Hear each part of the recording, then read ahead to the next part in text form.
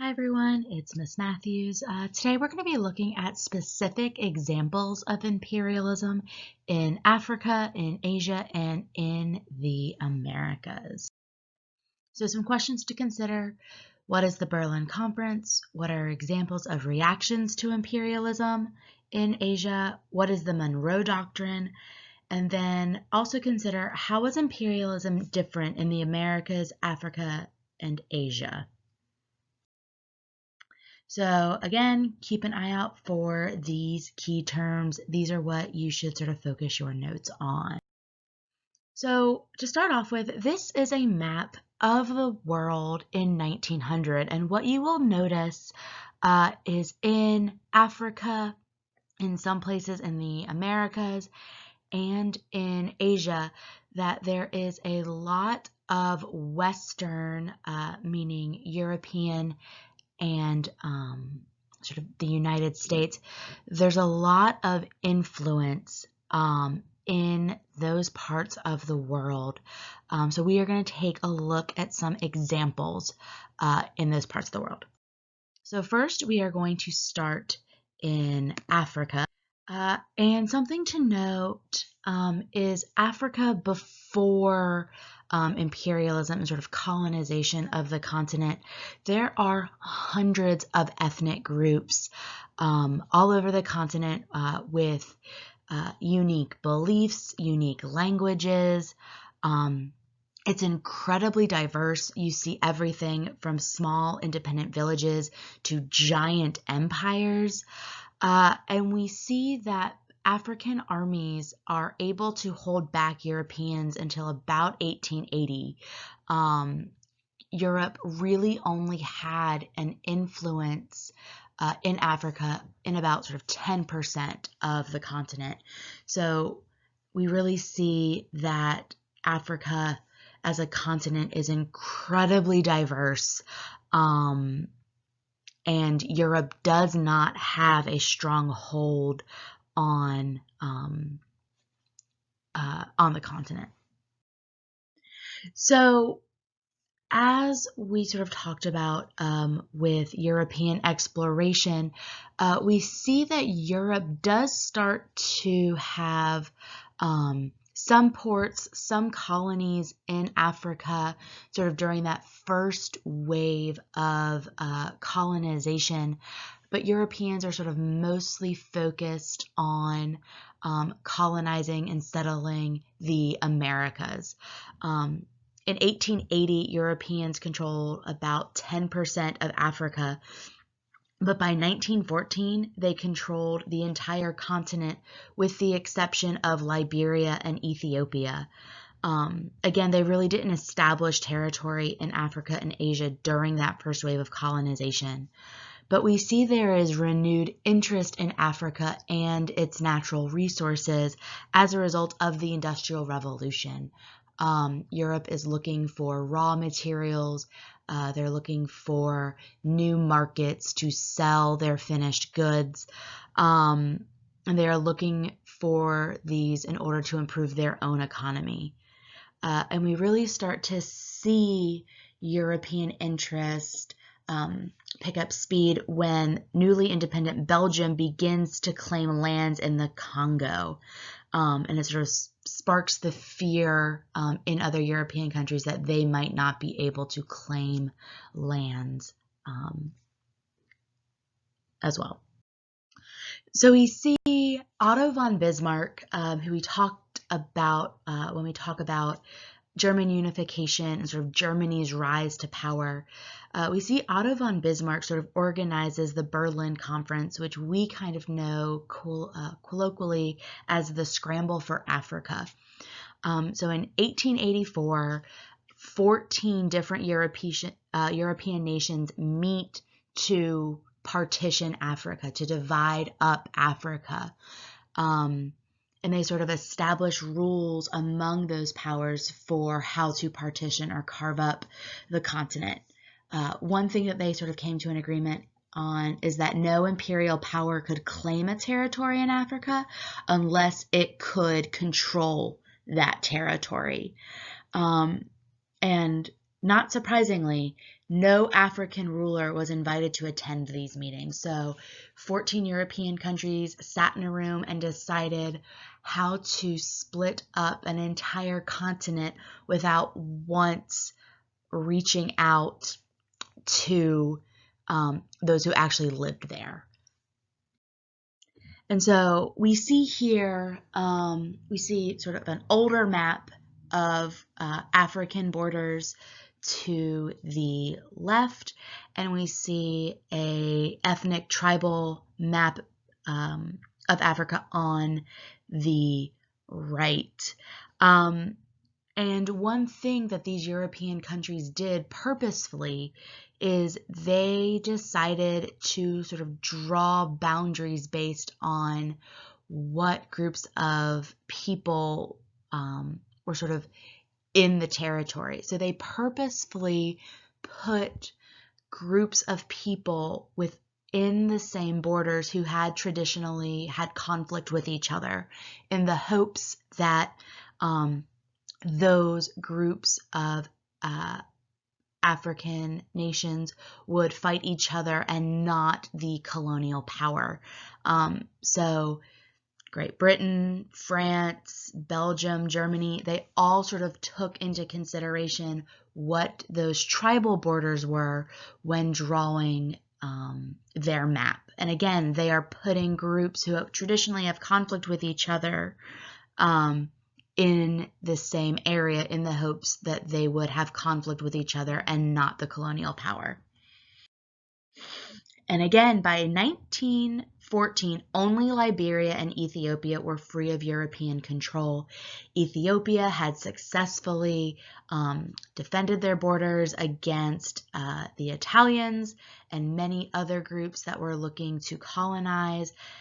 Liberia was a country that was founded by freed, enslaved African Americans. And so in order to preserve a relationship with the United States, Europe decided not to try and colonize Liberia. We see in South Africa that there are competing claims. So while during the Scramble for Africa, during the Berlin Conference, many countries sort of came to a general agreement about their claims and borders on the African continent. We see that in South Africa specifically, the Dutch and the British and indigenous Africans sort of clash over that land and those resources. The Dutch sort of start to settle the Cape of Good Hope in 1652. They establish ports, they establish colonies.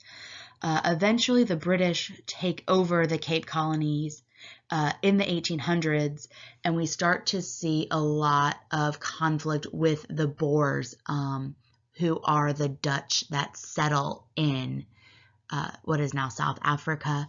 And in 1899, we have the Boer War, which the British win and ultimately sort of cement control of the territory. One group of Africans that's sort of important to note is the Zulu. In 1816, the Zulu chief Shaka sort of used a highly disciplined warrior group and a good military organization, and he created a large centralized state in South Africa. And while he is a very strong leader, his successors are not able to keep the kingdom together, and ultimately the Zulu nation falls to the British in 1887. But again, sort of in pre-imperial Africa, we see lots of different groups that are organized politically. We see small independent villages all the way through sort of Shaka's Zulu empire. So we see here on this map, sort of again in 1880, we see all of those independent African nations before Europe comes in to colonize the continent. And on the left on the right, in 1913, we see just how Africa has been partitioned again, with no input from those who are indigenous to the continent. So now we're going to look at Asia. We see a map here of Asian imperialism to 1910, and we see that there's sort of many different groups who are sort of involved in this region. We see Great Britain, France, the United States is involved, and even the Netherlands.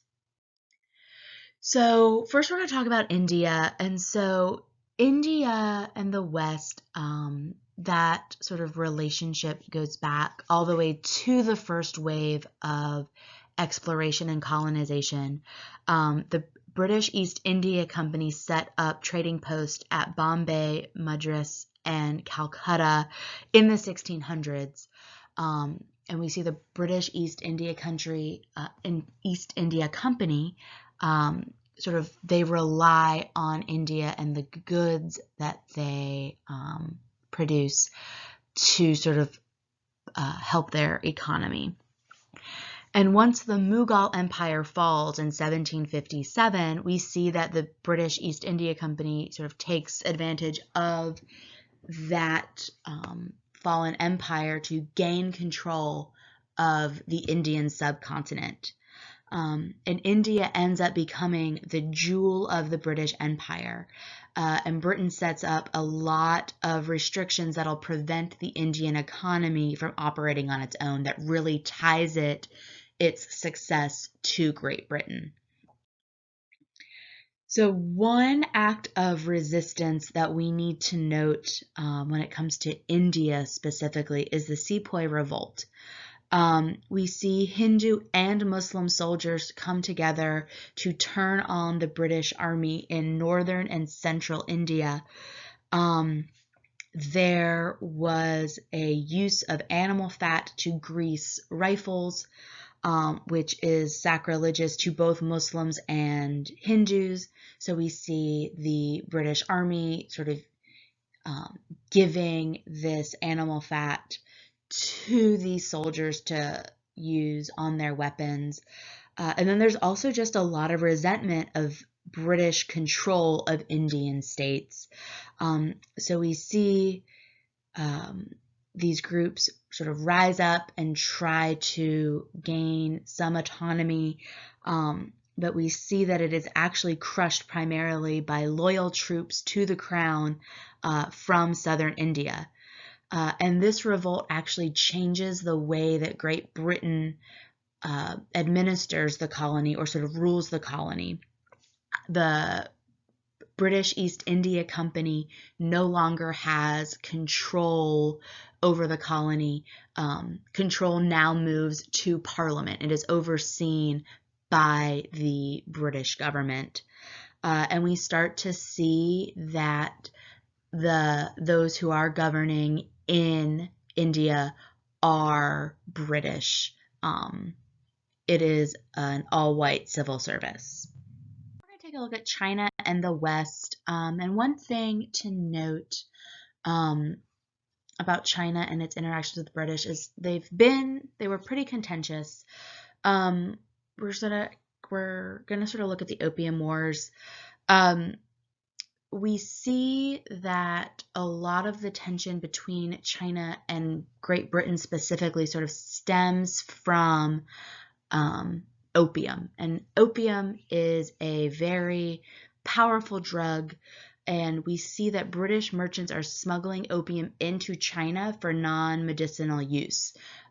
Opium had been used for generations in China as a medicinal remedy, but we start to see that the British are sort of smuggling in opium to sell to the Chinese as a drug, and we see many Chinese citizens begin to become addicted to opioid.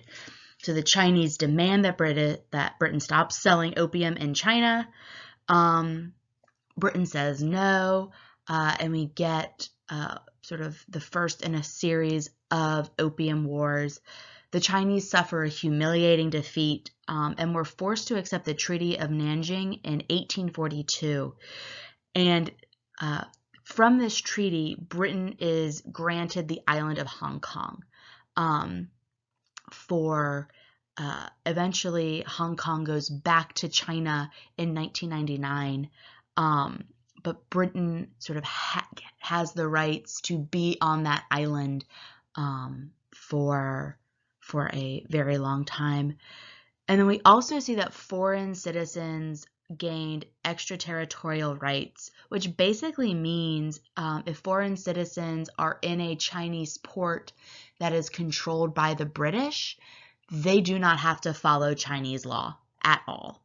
And so this treaty sort of really forces China to sort of be more accommodating to the West, even though they have tried to resist that.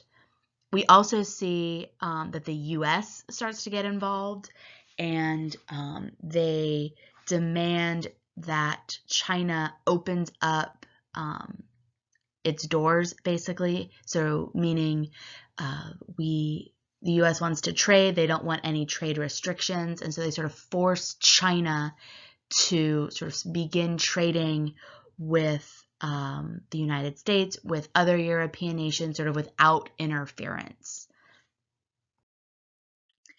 We see in China in 1990, again, trying to resist this imperialism from the West. The Boxer Rebellion, we see poor peasants and workers are sort of upset about all those special privileges granted to foreigners. The fact that foreigners do not have to follow Chinese law is especially upsetting. And we see this rebellion starts in northern China. They're killing European officials. They're looking to force out Western and Japanese influence. And a multinational army sort of made up of many different countries from Europe is able to put down this rebellion. But even though this rebellion failed, there is a strong sense of nationalism that begins to emerge in China. So we see that this Boxer Rebellion, even though it fails, it gets a lot of people thinking about nationalist Chinese views. Now, looking at Japan and the West, we see that Japan, for many, many years, is isolated. The Tokugawa shogunate isolates the country. They're worried about sort of losing distinct Japanese culture to the West, and they really only have one open port at Nagasaki, and they're really only trading with the Dutch. Other than that, Japan's borders are closed. They are not interacting with any other country in the world. And that begins to change in 1853. U.S. Commodore Matthew Perry goes to Japan and basically, with the strength of the United States Navy behind him, forces Japan to open up its doors and begin trading with the rest of the world. The Treaty of Kanagawa in 1854, that is sort of the official treaty that opens up Japan to outside trade. We see that it's specifically with the United States where the U.S. can sort of take on supplies, but we see very, very quickly that one little inch of door that is opened sort of is flung wide open shortly thereafter. Japan very quickly modernizes and becomes an imperial power by the late 19th century, and this is known as the Meiji Restoration.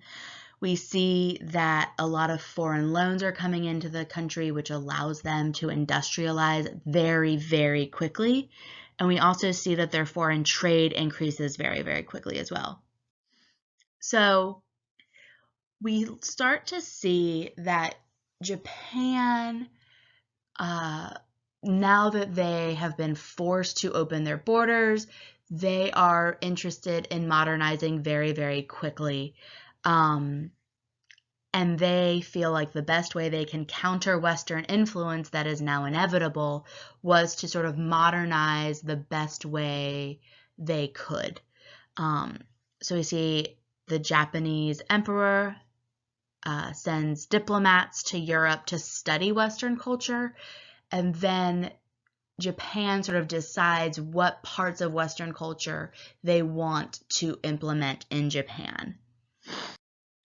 So some of those reforms are the feudal system is abolished. We see that there is equality before the law. Sort of, quote, barbaric punishments are abolished. We see the army is reorganized based on Prussia and the navy reorganized based on Great Britain. One thing to note, Prussia is sort of understood to have the best army in Europe at this time, and Great Britain is sort of understood to have the best navy at this time. So Japan sort of looks at the best parts, or what they consider to be the best parts of European culture, and take that to modernize and change their society. And Japan's modernization is truly remarkable.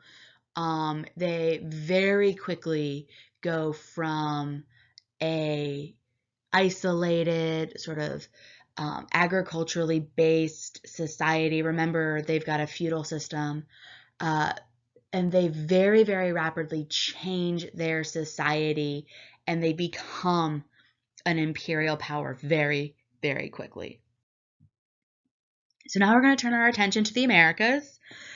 And one thing to know about sort of foreign policy in the United States when it comes to Latin America is once the United States sort of gains its independence from Great Britain, they are looking to become, they're sort of trying to establish their own identity, especially around foreign policy.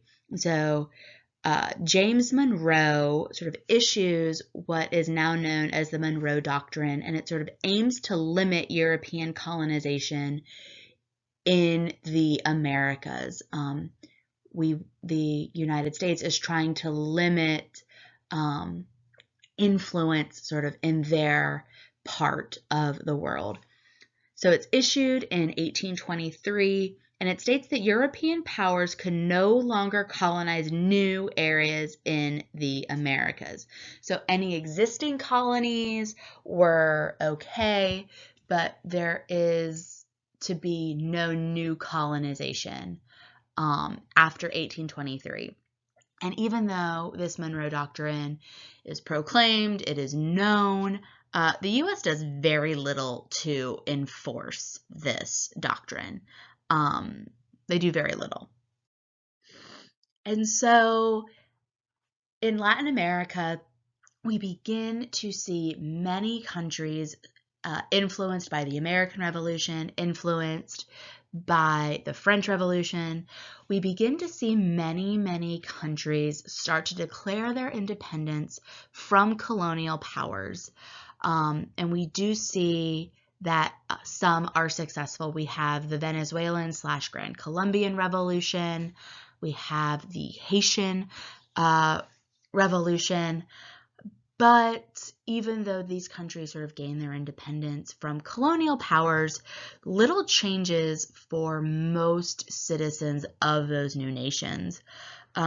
We see a lot of poor laborers are sort of caught in this system of peonage, meaning that there are low wages that force people to take on high debt, and that debt is passed down from generation to generation. So it's really, really hard to improve your social structure because you have all this debt sort of strapped to your back.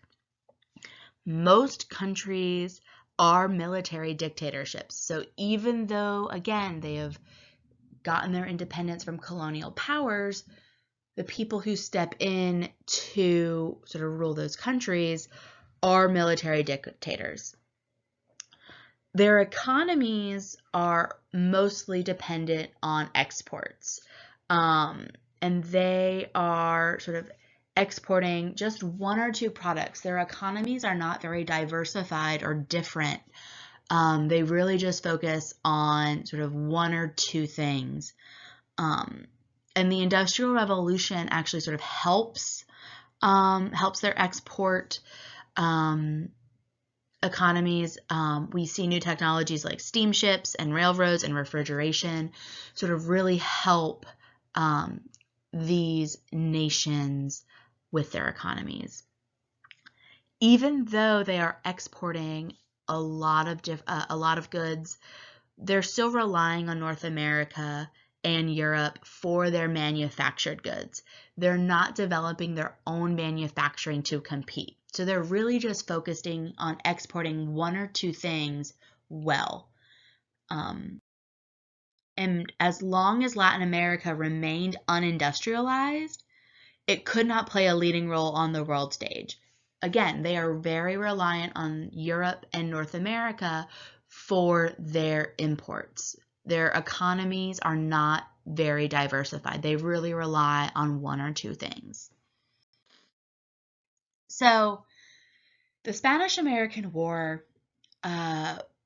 sort of comes about. We see Cuba is looking to gain independence from Spain. Cuba had not gotten independence from its colonial power, and we see in 1898 that the United States sort of helps Cuba end Spanish rule, but we see that the United States sort of acquires many territories that had formerly been Spain, including Cuba, including the Philippines. And we see that the United States installs a military government in Cuba. So we see the Spanish-American War sort of happening in the Caribbean, in and around the island of Cuba. We also see that the Spanish-American War is happening in the Philippines. And again, both Cuba and the Philippines sort of come under U.S. control once the Americans sort of win this war. So President Theodore Roosevelt, who was president during the Spanish-American War, we see that once Spain is sort of a former colonial power in the Americas, we see that President Roosevelt decides to sort of issue an extension of the Monroe Doctrine called the Roosevelt Corollary. And this basically gives the United States the right to be an international police power in the Western Hemisphere, so in North and South America. You might have heard of the phrase, "Speak softly and carry a big stick, you will go far." That is a direct quote from Roosevelt. And so Roosevelt sort of establishes the United States as a international sort of police power. So if something is amiss in North or South America, the United States has basically said, we can go in as a police power and sort of fix it, which will become an issue when there are governments in Latin America that the United States does not like. So, key takeaways about these examples of imperialism. The scramble for Africa partitioned the entire African continent, sort of leaving only Liberia and Ethiopia free from colonization. Again, no African leader was invited to be part of that Berlin Conference. We see in Asia that there are various uprisings and rebellions against imperialism that were unsuccessful, but they lay the foundation for future independence movements. And And then finally, we see that both the Monroe Doctrine and the Roosevelt Corollary sort of control influence in Latin America.